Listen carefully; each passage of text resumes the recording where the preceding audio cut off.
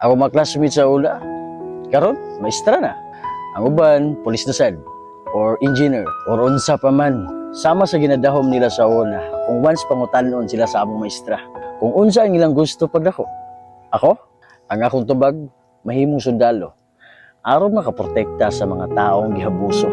Pero katong tanan, bunga ra dito sa damgo sa usa ka bata. Na gusto unta makabot ang iyang mga pangandoy sa kinabuhi. Pero likod sa ilang nabot, nabisag ako hatod karon nga galison. Malipayon lang gihapon ko. Ito nakabot ang ilang mga pangandoy sa una.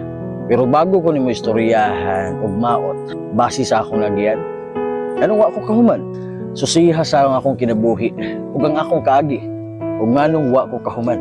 Maong bago ko nimo daoton, nagpiyuha sa imong kaugalingon.